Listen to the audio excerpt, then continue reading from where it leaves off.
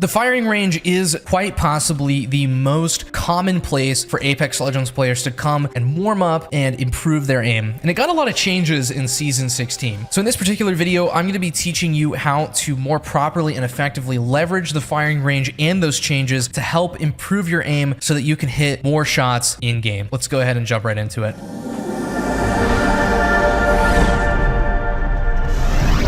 With the new ability to configure the dummy movement, there's a couple different ways that you can approach tracking in Apex Legends. Tracking by definition is the ability to kind of glue your crosshair onto a target. And there's a couple of different ways and means for you to accomplish that. The first, and probably what is the most common for a lot of people, is to react to individual changes in direction within a specific movement pattern. So you can see that when the dummy changes direction, I react. That is one way that you can approach tracking. The way that I like to track, though, or at least the way that I try to track most of the time, is through prediction and through game sense. So instead of reacting to each individual change in a target's movement pattern, I just try to predict the overall movement pattern in of itself. And what happens is you get this almost controller-like tracking, if you can pull this off correctly, where you basically are just predicting and are a couple of steps ahead, and it can actually look almost like aimbot. So the way that I would go about doing this would be to just simply focus on predicting the bot's pattern of movement.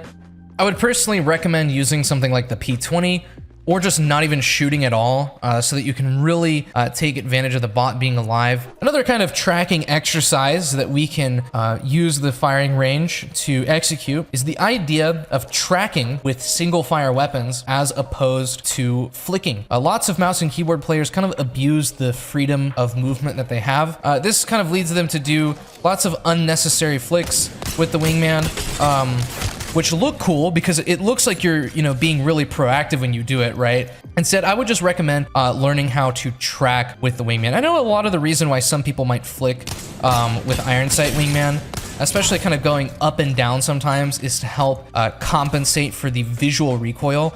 Another really good exercise to kind of do is to practice tracking the bot's movement with your eyes. I can simply just kind of look here and put my gun away and focus on really looking at the bot's movement with my eyeballs, not focusing on the little, white dot that's in the middle of my screen, not looking at my reticle either, just focusing on looking at my target instead of my crosshair. Because obviously we want to be looking at and focusing on the thing that we're trying to do damage to, not one of the things that we're using to do damage with, right?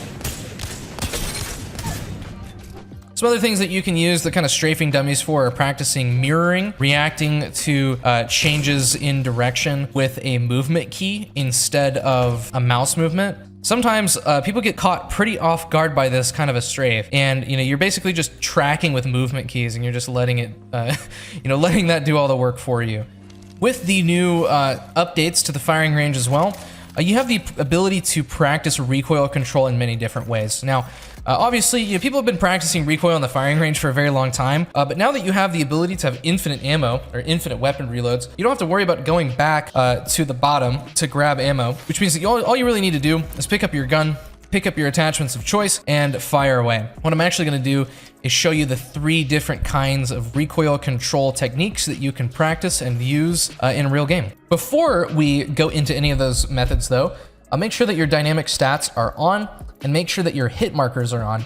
Hit markers are different than crosshair damage feedback, so I'm actually going to turn this off and turn hit markers off. So if I were to go to my settings and go to crosshair damage feedback, you can see that this is what people would normally refer to as a hit marker, where that little X that kind of appears in the middle of my screen whenever I deal damage to a target. That's not what these hit markers are. These hit markers are actually created in 3D space and are actual indicators that are present on the map that show you whether or not you've hit a body shot, a headshot, or have missed entirely. So once you have those kinds of things enabled, the first thing that you can do is obviously just practice the recoil control pattern, if that's kind of what you're into. Just kind of pulling down and learning how to, properly control the spray pattern. Another thing that you can do is practice recoil smoothing. So recoil smoothing is a kind of hidden mechanic in Apex that takes effect whenever your camera is moving more than 4 degrees per second. Recoil, more specifically horizontal recoil, at least from my experience, becomes much more easy to control. And so you can do this by just simply strafing and trying to track smoothly. And you can see that all I'm really doing is just trying to pull down, because again, from personal experience, you know, the vertical recoil is not as affected by it as the horizontal. Then lastly, you can also practice your jitter aim, if you're like me. Now, the thing with jitter aim though, there are actually a couple of sets of targets that you may not have known about that you can use to practice really long range recoil, like I use for jitter aim. There is going to be one set of targets just beyond this rock all the way over here. And you can see that they are right there on ping. They're about 400 meters away, at least from where I'm standing. And so you can practice your recoil on here. You can practice your recoil on those. And then you also have targets way out here that not everybody knows about. These do exist. You can actually practice on those targets all the way out here.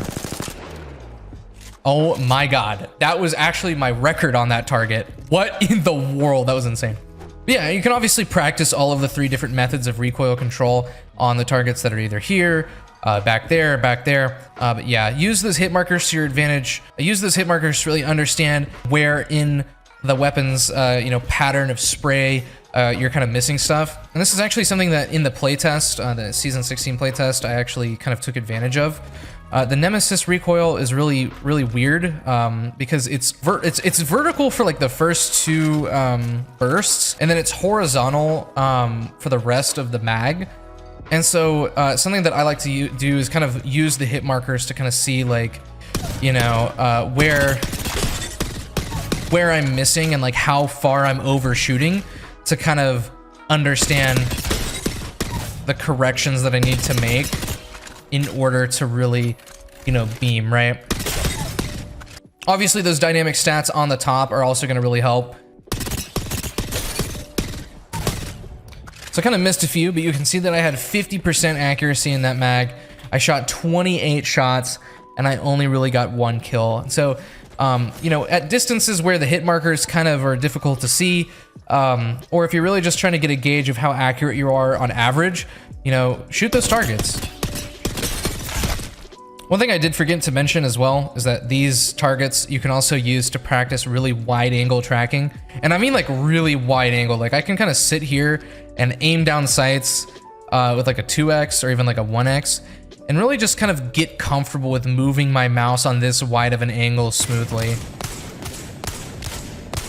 There's lots of different ways that you can get creative with your training in the firing range and really target issues that you know that you have. You really just kind of have to think out of the box and take advantage of that. Now, the last thing that I will say, and probably the most beneficial thing to do in the firing range, is to 1v1. Now, I'm not really the biggest fan of these stupid head glitch 1v1s where you have the person that stands over here, which obviously is the better side. They jump up once and you're on a head glitch. You have very limited space to strafe. You're kind of limited to different weapon types that have like really fast strafes, like wingman, shotguns, or SMGs or whatever. I'm not really a big fan of these because they only really train a very limited range of motion, and it's really easy to cheese, and you can eventually learn to just predict people that aren't good at this, and in my opinion, it's not really the best way to improve. I would personally rather 1v1 on this kind of a bin where each person starts on the opposite side, and making a rule to not be able to shoot through here, because this is just cheese, right? You know, leveraging the bin, leveraging the terrain, understanding how to peek people correctly, understand how to strafe correctly against your opponent. You know, you do obviously have the opportunity to leverage movement like super glides if I had the ability to hit them consistently right now, which I do not. But yeah, I would recommend 1v1ing on this rock, sitting on each side, making a rule to not shoot through this, and then going off of a ping where you just ping once and then you go. And that's going to wrap up how to leverage the firing range in a way that's going to help improve your aim. That's not obviously, you know, not everything that you can do in the firing range. There are definitely going to be more things that you can do. There's, you know, plenty of possibilities. But those are kind of the main ones that I thought of for someone just kind of wanting to hop in and use the range for a little bit to go into their respective game.